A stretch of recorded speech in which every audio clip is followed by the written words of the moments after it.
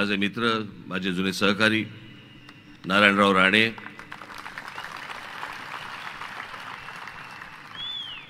मान्यवर व्यासपीठ आणि माझ्या जमलेल्या सर्व हिंदू बांधवांनो, भगिनींनो आणि मातांनो,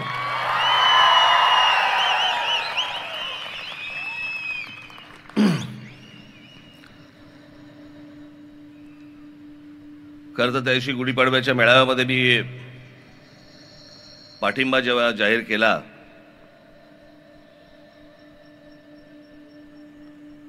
तेव्हा काही फारसं मनात नव्हतं की कुठे सभा घ्यायला लागतील.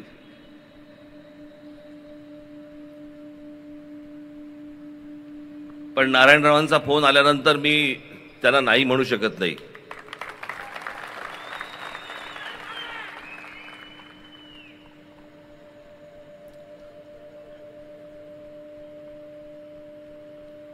कारण मी संबंध सांभाळणारा माणूस आहे.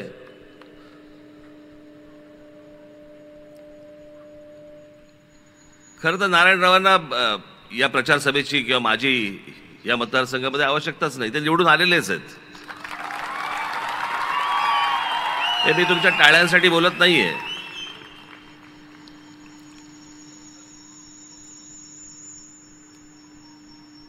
हा इतका सुंदर देखणा असा हा प्रदेश आहे. या प्रदेशामधली सिंधुदुर्ग रत्नागिरीमधली जनता सुजाण आहे.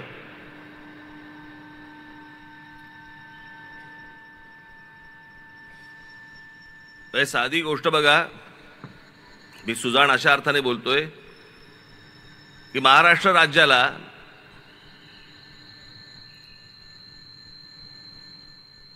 नऊ भारतरत्न आहेत. त्या 9 भारतरत्नांपैकी तुम्ही जर नीट काढलेत सगळे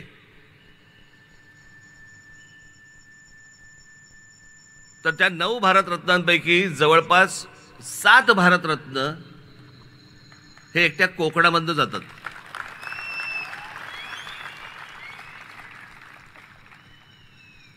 पावा काणे असतील, धोंडो केशव कर्वे असतील, विनोबा भावे असतील, सचिन तेंडुलकर असतील, लता मंगेशकर असतील, भीमसेन जोशी असतील, बाबासाहेब आंबेडकर, आमचे बाबासाहेब देखील इथले. त्यांचा जन्म इंदोरचा, पण सगळं काही झालं. आणि त्यातलं सगळ्यात महत्त्वाचं म्हणजे त्यातले 4 भारतरत्न हे एकट्या दापोलीतले आहेत.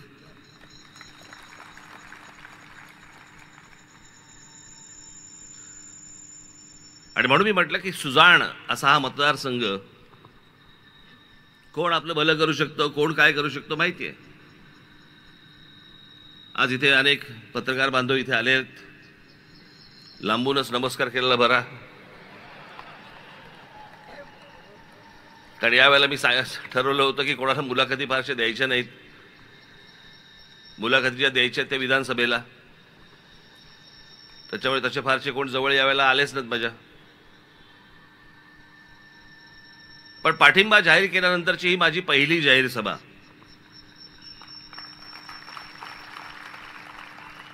आणि मग मी तो पाठिंबा का जाहीर केला, कशासाठी केला, हे मला असं वाटतं मी गुढीपाडव्याच्या सभेमध्ये मी सांगितलं होतं.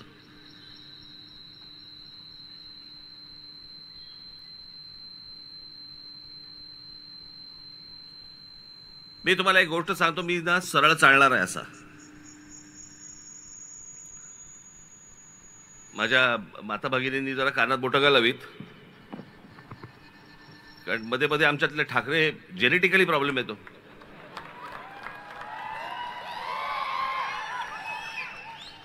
त्याच्यामुळे विचार करताना ना बैलासारखा, बैल जसा मुततो ना तसा विचार नाही करत. बैल चालता चालता मुततो असा असा. मला एखादी गोष्ट समजा पटली तर पटली, मला एखादी गोष्ट जर समजा नाही पटली शेवटपर्यंत नाही पटणार. तसं 2014 ते 2019च्या दरम्यान ज्या काही गोष्टी केंद्र सरकारकडनं झाल्या, नरेंद्र मोदींकडनं झाल्या, काही गोष्टी ज्या झाल्यात मला नाही पसंत पडल्या.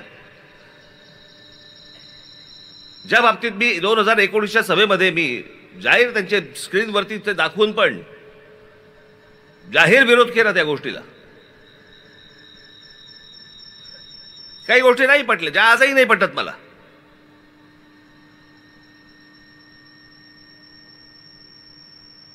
आणि मला असं वाटतं या बाबतीत आपण मोकळं असणं गरजेचं आहे की बाबा ही गोष्ट मला तुमची पटलेली नाहीये, या गोष्टी तुमच्या मला पटल्या.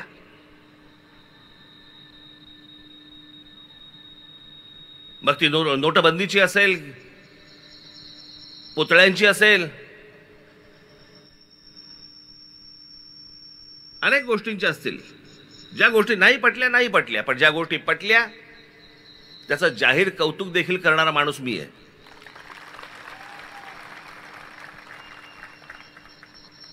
ज्या प्रकारचं 370 कलम काश्मीरमधनं रद्द झालं, किती वर्ष ऐकतोय.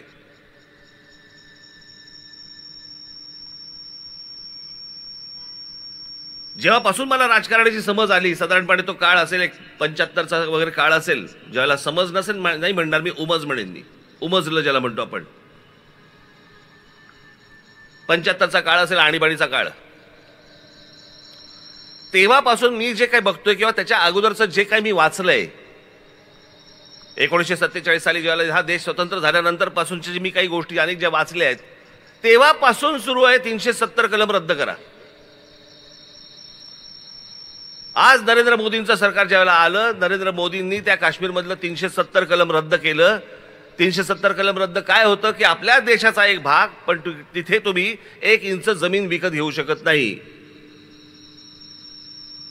हे जे आजपर्यंत होतं हे नरेंद्र मोदींच्या सरकारमुळे झालं, हे तुम्हाला मान्य करावंच लागेल. याच्यासाठी किती वेळा मागण्या झाल्या, किती सरकारांनी सांगितल्या गोष्टी की आम्ही करू, कोणी केलं नाही.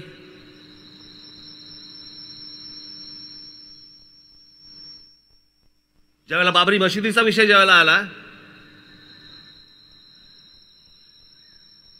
आणि ज्यावेळेला देशभरातनं अनेक ठिकाणून ज्यावेळेला कारसेवक ज्यावेळेला तिकडे अयोध्येला गेले, त्यावेळेला ही चॅनल्स नव्हती, फक्त दूरदर्शन होतं. पण त्या दूरदर्शनवरती काही स्लॉट दिले जायचे, काही त्यावेळेचे काही चॅनलचे काही रील्स बिल्स असे काहीतरी होते, अर्ध्या तासाचे त्याला स्लॉट दिले जायचे, वेळा दिल्या जायच्या. आणि जेव्हा ही माणसं ज्यावेळेला कारसेवक तिकडे गेले, त्यावेळेला तिथे मुलायमसिंग यादवच्या सरकार त्यावेळेला तिकडे होतं. त्या सगळ्या कारसेवकांना, अनेक कारसेवकांना तिकडे गोळ्या घालून ठार मारले आणि त्यांची प्रेतं तिथे त्या शरयू नदीमध्ये फेकून दिली होती. माझ्या डोळ्यासमोर आजही जात नाहीत ती.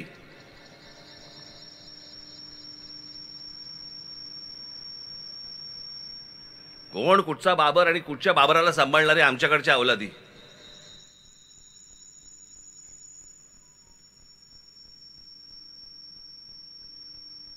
झालं कधी ते, साधारणपणे ती 88-89 ची गोष्ट असेल, तेव्हापासूनचे सगळं सुरू आहे. विषय त्याच्याही कदाचित अगोदरचा पासूनचा असेल, पण हे सगळं कारसेवक तिथे जाणं, तिथे ती आंदोलनं होणं, सगळ्या गोष्टी होणं, आणि मग 92 साली त्याचा ढाचा गेला, ती पाडली गेली.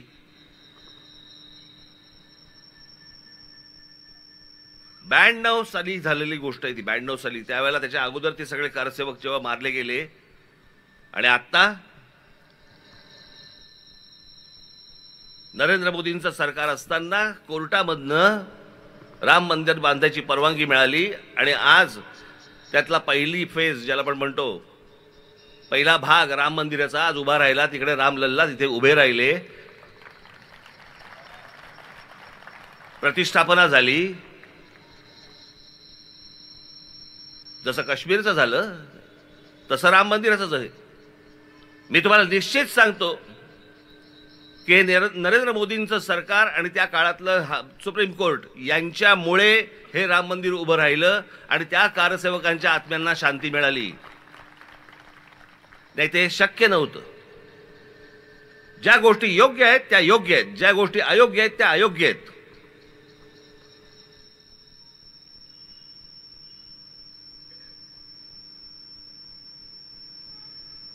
मित्राचीही खरपट्टी काढायला आपण मागे पुढे पाहता कामा नये, आणि दुश्मनाची देखील स्तुती करताना मागे पुढे पाहता कामा नये.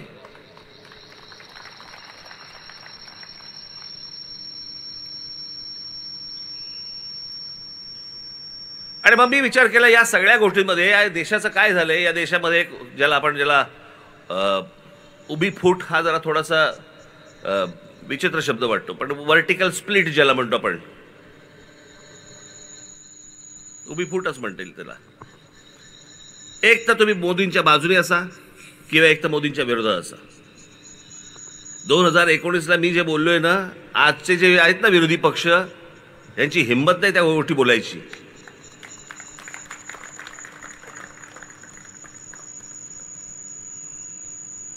कारण माझा हेतू स्पष्ट होता, माझा उद्देश पूर्णपणे पारदर्शक होता. हे आताच्यांसारखं नाहीये माझं. मला मुख्यमंत्रीपद हवं होतं, मला मुख्यमंत्रीपद दिलं नाही. मला ही गोष्ट हवी होती, मला ती गोष्ट दिली नाही म्हणून मी विरोधात. मी नव्हतो तसा. मला भूमिका नाही पटली म्हणून मी विरोधात केला.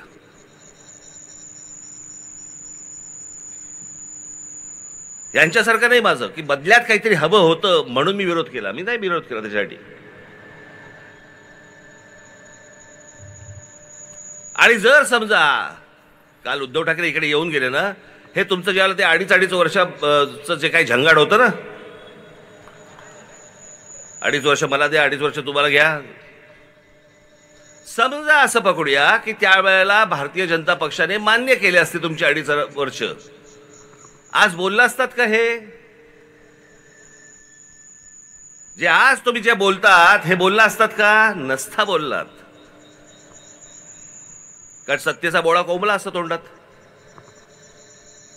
मग आता काय बोलणार? ती गोष्ट हिरावून घेतली म्हणून आग लागली खाली. नाही तर कशाला बोलतायत?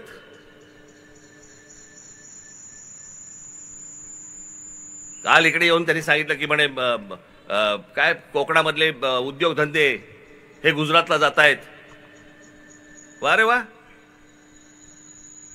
2014 ते 2019 त्यांच्याबरोबर सत्तेत बसला होतात तुम्ही. 2019 ते आता किती, 2020-22 ते काय जे असेल ते काय 23, तेव्हा तुम्ही मुख्यमंत्री होतात. म्हणजे या महाराष्ट्रामधल्या गेल्या 10 वर्षातली 7.5 वर्ष उद्धव ठाकरे सत्तेमध्ये होते. का गेले उद्योगधंदे बाहेर? का नाही विरोध केला तुम्ही? उद्योगधंदा आला की यांचा खासदार विरोध करणार, आमदार पाठिंबा देणार.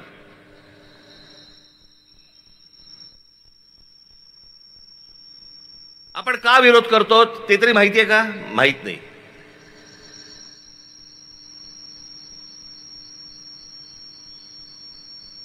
जैतापूरचा अणुऊर्जा प्रकल्प कोकणाचा नाश होईल. तिथे जर समजा स्फोट झाला तर काय होईल हे चालन तुमच्या समोर. मी बरोबर बोलतोय? बरोबर ना? त्याचा स्फोट झाला तर काय होईल? मी एक यादी वाचून दाखवतो.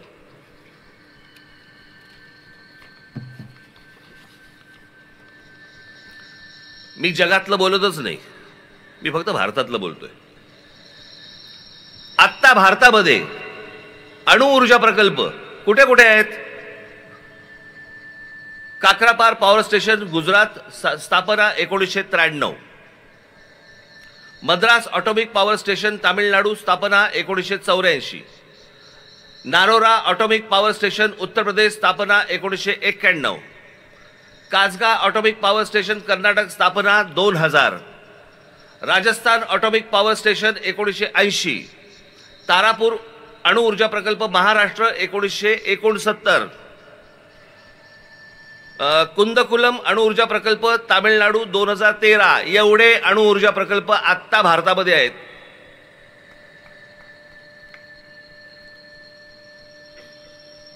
आणि सगळ्यात महत्वाचा की उद्या जर स्फोट झाला तर किती माणसं कोकणामध्ये मरतील यांची चिंता वाढणाऱ्यांना हे माहित नाही का की भाभा ऑटोमिक रिसर्च सेंटर हे मुंबईत आहे.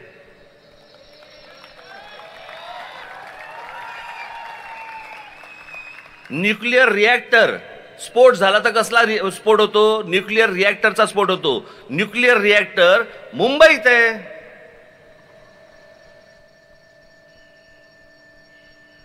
तिथे कधी मला आठवत नाही की बाबा ऑटोमिक रिसर्च सेंटर दूर लोटा.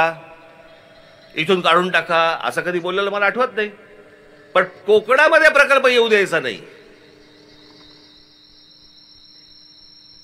मग पुढचा कुठचा आता आला तो विरोध झाला, तो नाणार. मग यांचा खासदार जाणार नाणारला विरोध करणार आणि मग लोकांना भडकवणार, बागायती शेती जाते बिते वगैरे वगैरे. माझं असं म्हणणं हे सगळं नंतर. नाणारमध्ये जेवढी जमीन आज ॲक्वायर केलेली आहे, लोकांच्या जमिनी घेतलेल्या आहेत, कोणी घेतल्या तो जमिनी, कसा रिकामा झाला आणि नाणार तिकडे होणार, तिथे जमीन आली कुठून? बरं आली तर आली, इथेच फिरत असलेल्या अनेक दलालांनी जमीन लोकांकडनं कमी पैशामध्ये विकत घेतली. मग ह्यांनी नाणारला विरोध केला. मग काय, मग मुख्यमंत्री झाल्यावर त्यांनी सांगितलं काय, बारसू प्रकल्पाचं नवीन नाव ठेवायचं असेल तर बारसू करावं लागतं. आता म्हणे बारसूला हलवा. मग बारसूला म्हणे तिकडे 5,000 एकर जमीन तिकडे सापडली. आता बारसू 5,000 एकर जमीन सापडली कशी? म्हणजे कोणीतरी घेऊन ठेवली होती. बाबांनो, मी तुम्हाला जे सांगतोय ना, हे फक्त वरवर पकडू नका, याच्यामध्ये हे सगळे जमिनीचे व्यवहार आहेत. यांच्याच लोकांनी घेऊन ठेवलेल्या सगळ्या जमिनी, हे प्रकल्प आणायचा नाही आणायचा हे सगळं ठरवायचं. मग जिथे जमिनी घेऊन ठेवलेल्या आहेत तिथे जास्ती मुलांनी सरकार जास्ती पैसे देतं. म्हणजे तुमच्याकडनं 10 रुपयाला घ्यायची गोष्ट आणि सरकारकडनं 200 रुपये घ्यायचे, हे सगळे धंदे इथे कोकणामध्ये सुरू आहेत. आणि याच्यासाठी म्हणून पहिल्यांदा प्रकल्प थांबवायचा, जमिनीची किंमत वाढवायची, मग त्याच्यानंतर ह्या सगळ्या गोष्टी करायच्या. हे सगळे धंदे इकडचे, हे सगळे आता लोकप्रतिनिधी आहेत ना, हे खासदार हा इथला, यांचे हे सगळे प्रकार सुरू आहेत. याला बळी पडायचंय तुम्हाला?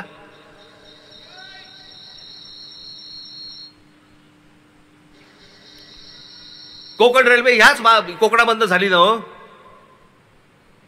किती वर्षात झाली?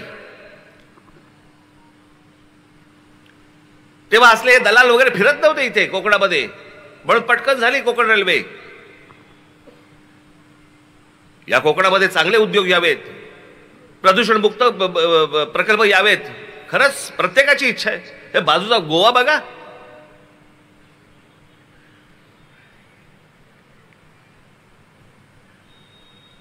अख्खं जग तिकडे जातं, जग.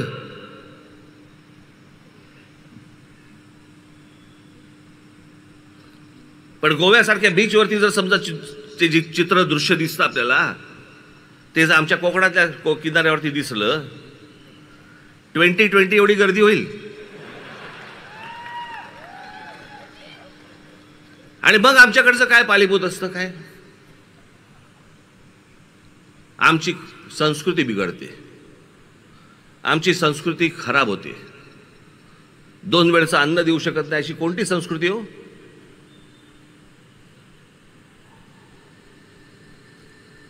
इकडची संस्कृती खराब, इकडची संस्कृती मोठी. मग गोवा आणि केरळा तुमचं असंस्कृत आहेत लोक, त्यांच्याकडे सुसंस्कृतपणा नाहीये का? मी पक्ष स्थापना जेव्हा केली ना, त्या पक्ष स्थापनेच्या भाषणामध्ये मी एकदा एक उदाहरण दिलं होतं. आज मी ते पुन्हा तुम्हाला एकदा उदाहरण देतो. नवं उघडलं होतं त्यावेळेला. मी मलेशियाला गेलो होतो आणि मलेशियाला गेलो असताना तिकडे एक जेंटिंग हायलँड नावाची एक जागा आहे. आता अनेक लोक गेली असतील. मी जेव्हा गेलो त्यावेळेला एक हॉटेल होतं फक्त तिकडे.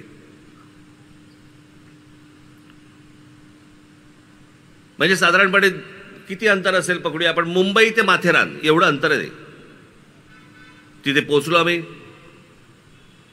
सहज आपला चोची मारत होतो. म्हटलं खाली जरा विचारपूस केली. म्हटलं किती हॉटेल मोठं होतं ते, पण एकच हॉटेल होतं. म्हटलं काय रे, म्हटलं इथे ऑक्युपन्सी किती आता? ते बोले 100%.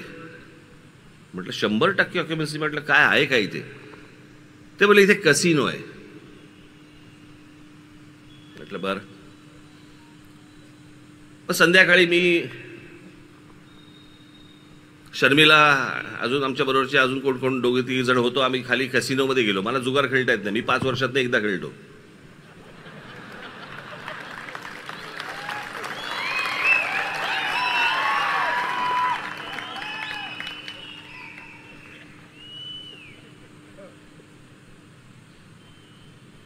मग तिकडे आतमध्ये गेलो, ते काय ते भिंगऱ्या बिंगऱ्या फिरवत होते सगळे, काय काय काय काय काय काय कोण काय बसले होते काय.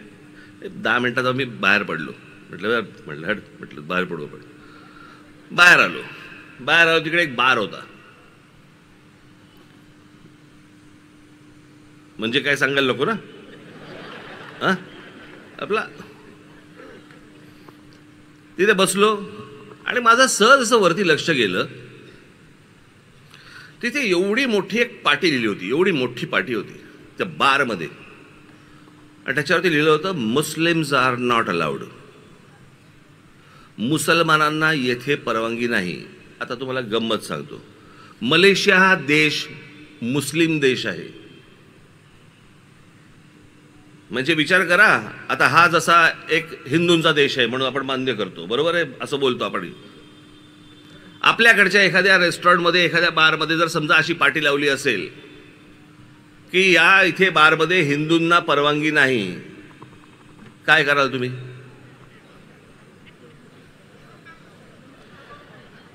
फोडून टाकू, म्हणजे पिऊन फोडून टाकू ना.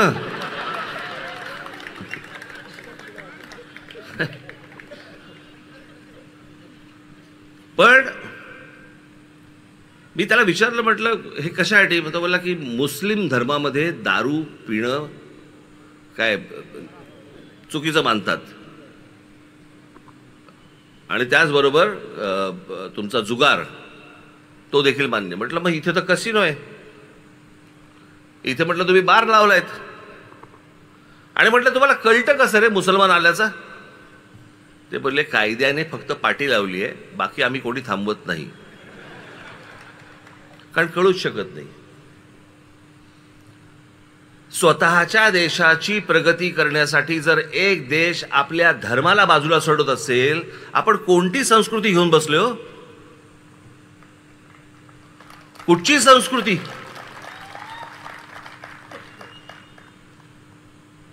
आणि मग आपला जो काय बाणा म्हणू आपण की बाय इथे आम्ही या गोष्टी होऊ देणार नाही, आम्ही ही गोष्ट होऊ देणार नाही, आम्ही ती गोष्ट होऊ देणार नाही, बाकीची राज्य पुढे चालली आहेत.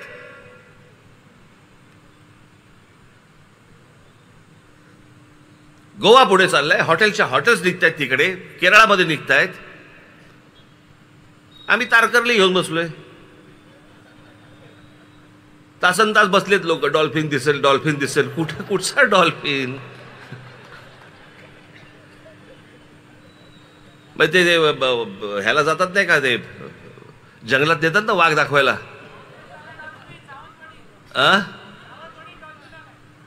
सावंतवाडीत डॉल्फिन आलाय.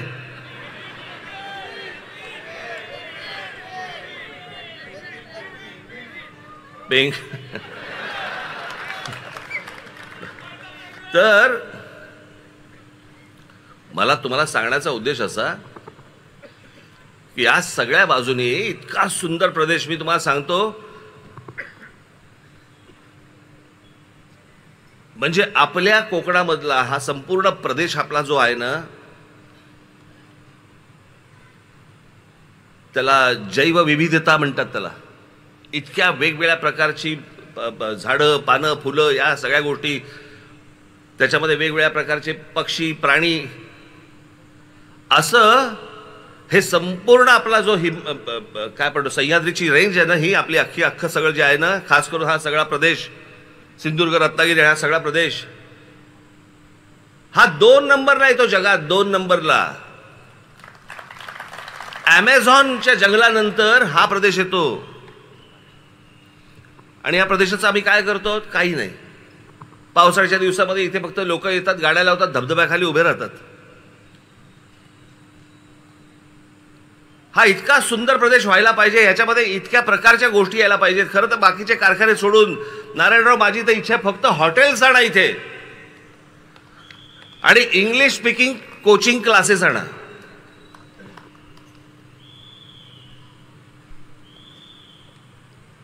कोणी जाणार नाही तिकडे गोव्यामध्ये आणि केरळामध्ये, सगळेजण इकडे येतील.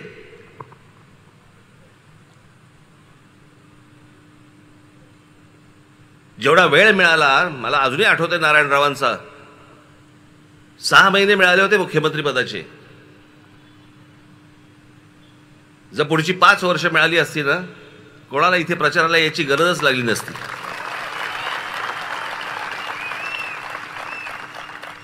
झपाटल्यासारखं काम करणं आणि कामाचा सपाटा लावणं हे काय असतं ना, हे नारायणरावांकडे बघून तुम्हाला कळेल. मी विनाकारण कोणाची स्तुती करण्यातला माणूस नाही आहे. मला आजही आठवते, नेहमी बाळासाहेब सांगायचे आम्हाला, आम्ही कधी गप्पा मारत असायचो ना, मला ते सांगायचे, अंतुलेनंतर जर कामाचा कोणी जर वाघ बघितला असेल, सपाटा बघितला असेल, बोले आपले नारायणराव आहेत.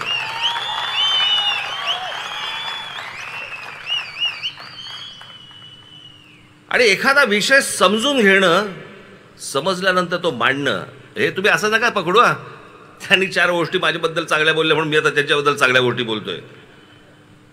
मी खरंच सांगतोय, मला ज्या ते मुख्यमंत्री झाले त्याला मला खरंच प्रश्न पडला होता की हे कसं करणार, हे मुख्यमंत्रीपद सांभाळू शकतील का. तो जो मुख्यमंत्री पदाचा म्हणून जो तो आवाका जो असतो, ही गोष्ट हे कशी सांभाळणार, काय सांभाळणार, खरंच प्रश्न होता. पण त्यांनी ज्या प्रकारचं मुख्यमंत्रीपद त्यांनी जे हाताळलं किंवा हाकलं म्हणूया, हे भल्या भल्यानं नाही जमलंय. मी तुम्हाला एक उत्तम उदाहरण म्हणून मी तुम्हाला सांगतो. उत्तम उदाहरण, माझ्याबरोबर इथं आमचे अनिल शिदोरे आले असतील. कुठे आहेत? आलेत का? कुठे आली आहेत? नारायणराव, तुम्ही कदाचित विसरून गेला असाल ही गोष्ट. हे आमचे अनिल शिदोरे एके दिवशी आपले मोठी संस्था, आपले अभय बंग माहिती आहेत ना तुम्हाला, सामाजिक संस्था ज्यांची अभय बंग, या अभय बंगांना घेऊन हे आमचे अनिल शिदोरे एके दिवशी नारायणराव मुख्यमंत्री असताना त्यांच्याकडे गेले. सभागृह चालू होतं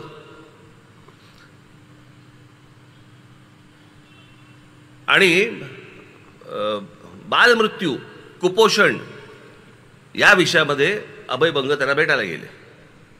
त्याला हे आमचे अनिल शिदोरे बरोबर होते. ते आलेत, अभय बंग आलेत म्हटल्यानंतर नारायणराव आतून बाहेर आले. पटकन त्यांना म्हणले की 1-5 मिनिटं द्या, मी बाकीच्यांचं आवरतो, तोपर्यंत जरा तुम्ही इथे बसा. झालं. त्याच्यानंतर ते बसले आणि नारायणरावांनी त्यांचं ऐकायला सुरुवात केली. बालमृत्यू, कुपोषित बालक हा विषय अभय बंग नारायणरावांना समजून सांगत होते. नारायणराव ऐकत होते. विरोधी पक्ष असतो ना, विरोधी पक्ष नेते असताना. दुसऱ्या दिवशी नारायणरावांनी सभागृहामध्ये जाऊन जे भाषण केलं, तो जो विषय ज्या प्रकारचा मांडला, यांना शिदोरेंना अभय बंगांनी सांगितलं की म्हणे मी ते भाषण ऐकताना मला असं वाटलं की हे आपल्या संस्थेचे सभासद आहेत की काय. मी 15 मिनिटं त्यांच्याशी बोललो, पण त्यांनी 1.5 तासाचं तिथे सभागृहामध्ये चिडीचूप, सभागृह अख्खा चिडीचूप. आणि नारायणराव तिकडे त्या कुपोषण या विषयावरती बोलतायत, बालमृत्यू या प्रकरणावरती बोलतायत. एखादा विषय समजून घेणं, त्याची हाताळणी कशी करणं, त्याचं इम्प्लिमेंटेशन कसं करणं, तुमच्यापर्यंत ते कसं पोहोचवणं, हे ज्या माणसाला माहिती आहे, तो आज तो माणूस तुमच्यासमोर खासदारकीचा उमेदवार म्हणून उभा आहे.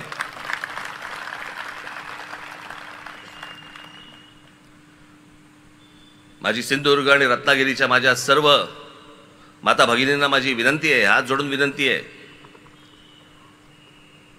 त्यांना निवडून द्या, ही तर विनंती आहे. पण तुम्हाला एक प्रश्न पण आहे. नुसताच बाकड्यावर जाऊन बसणारा खासदार पाहिजे का केंद्रामध्ये मंत्री होऊन कोकणाचा विकास करणारा तुम्हाला उमेदवार पाहिजे?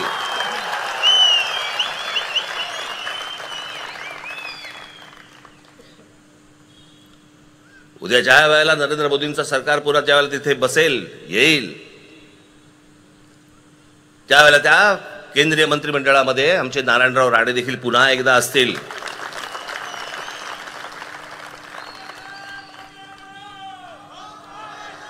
या कोकणा संदर्भातल्या माझे जे काही मत आहेत, माझी जे काही स्वप्न आहेत, मला जे काही म्हणायचं आहे, मी अनेक गोष्टी त्यांच्यापर्यंत पोहोचवणार. आणि त्यांच्याकडे गेल्यानंतर ए बाबा रे माझ्याकडनं काम नाही होऊ शकत, असं होऊ शकत नाही, त्यातनं ते मार्ग काढणार, हा झाला त्यांचा स्वभाव.